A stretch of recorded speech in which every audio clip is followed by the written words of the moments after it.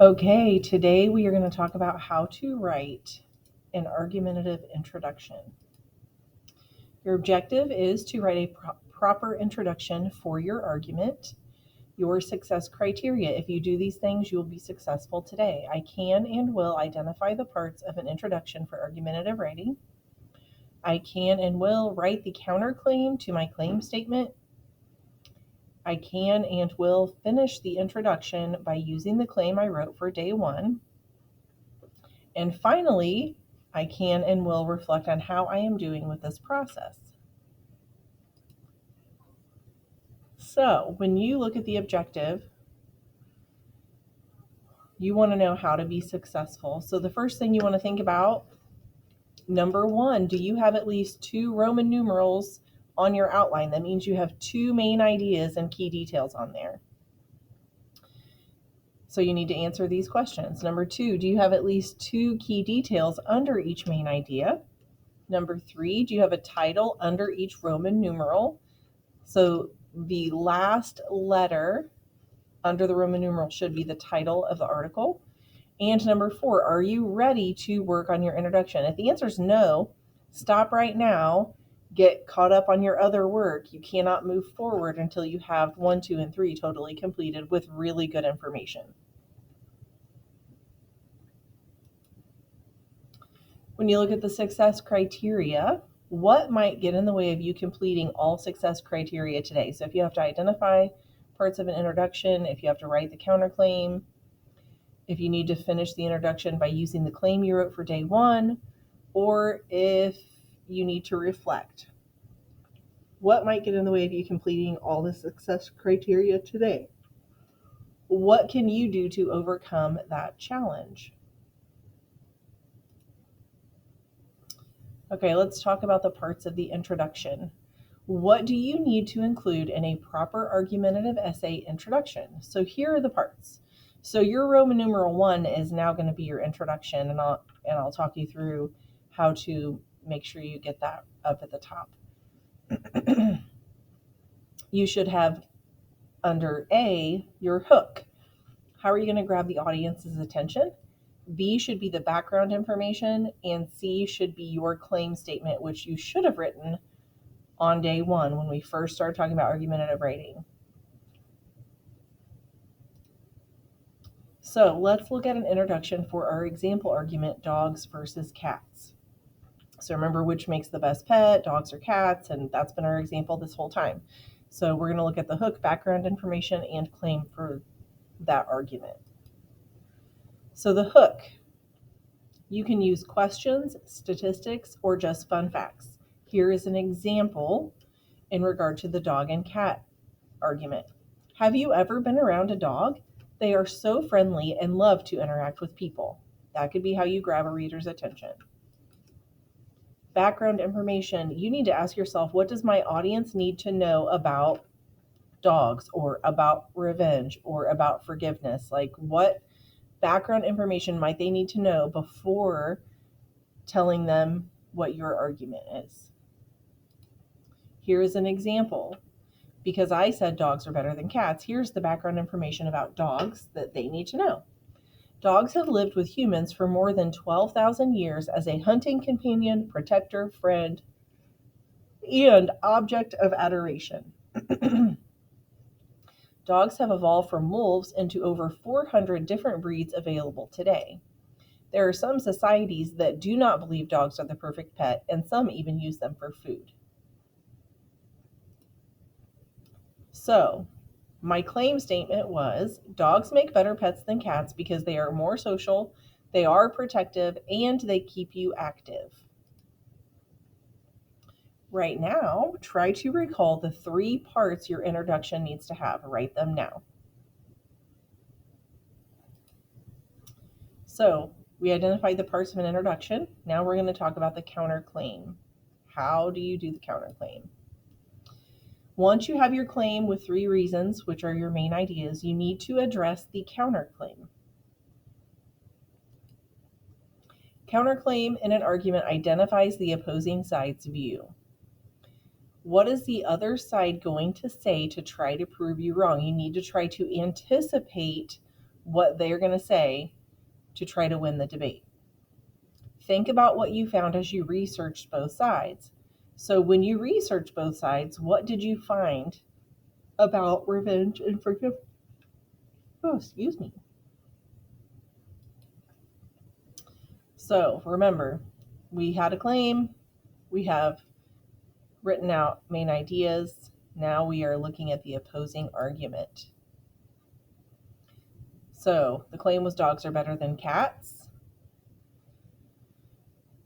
Dogs make better pets than cats because they are more social, they are protective, and they keep you active.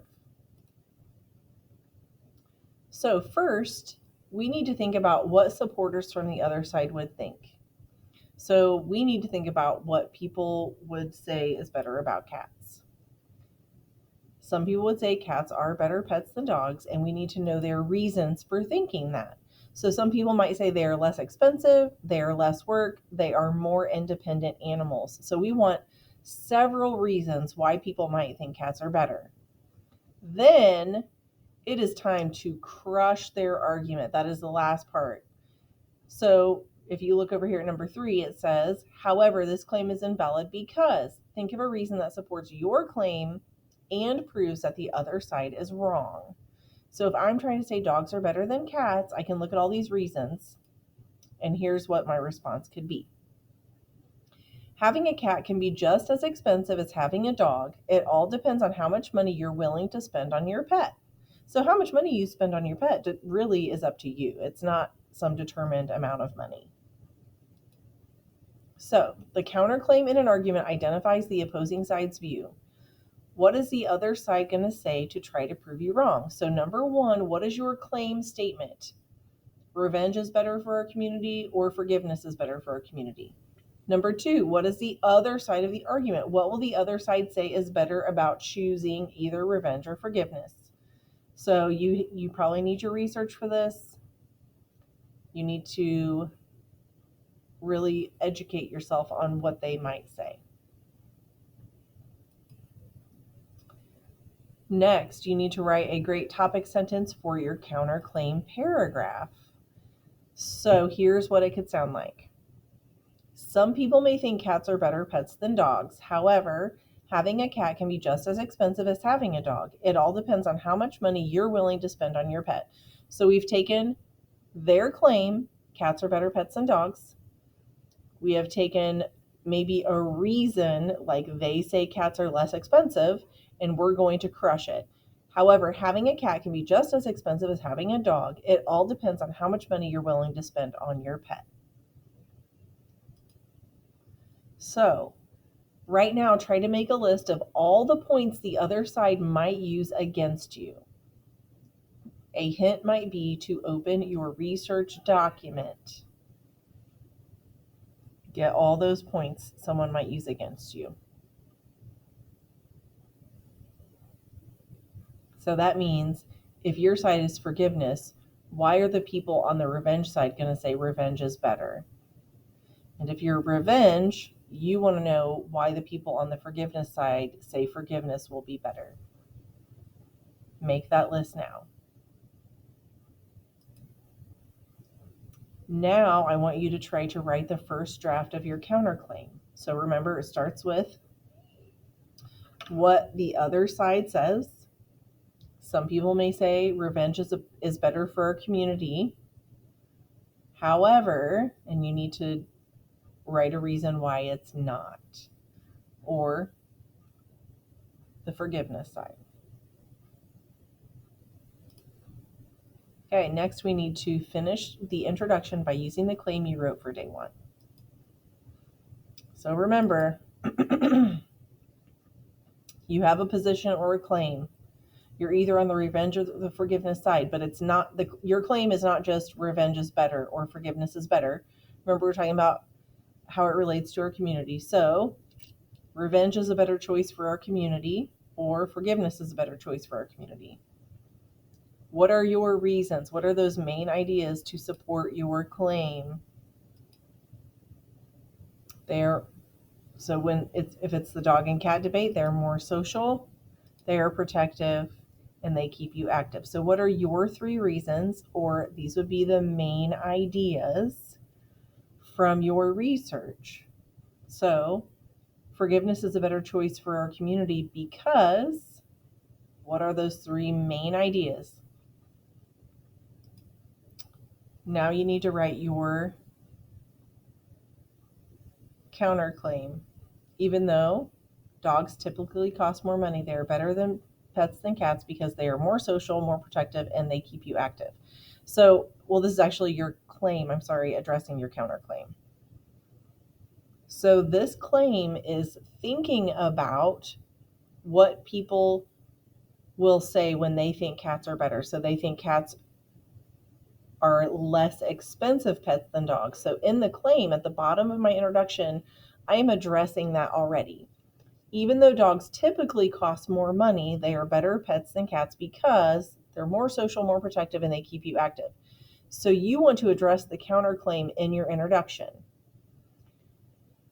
Even though forgiveness is more healing to people in the long run, revenge is better because. Or even though revenge is good in the moment, forgiveness is better for our community because. Think about something like that, and you cannot use my words. So you need to make sure you go through this whole process, that you have all these parts together. And this would be what you need for your introduction. So for your outline, Roman numeral 1 is going to be introduction. You're going to have the hook. How are you going to grab the audience's attention? You need to write your hook here. What is it going to say? B, what background information do you need to include? What do people need to know about revenge before they read or hear your argument? What do people need to know about forgiveness before they hear your argument? And then your claim. So you need to plan your introduction, write the details in your outline. That's where you're doing this right now, is in your outline. So now you just need to reflect on the process. How confident are you in writing your introduction? And that is what you need to do to be successful, to get that introduction written, and to have it ready to go.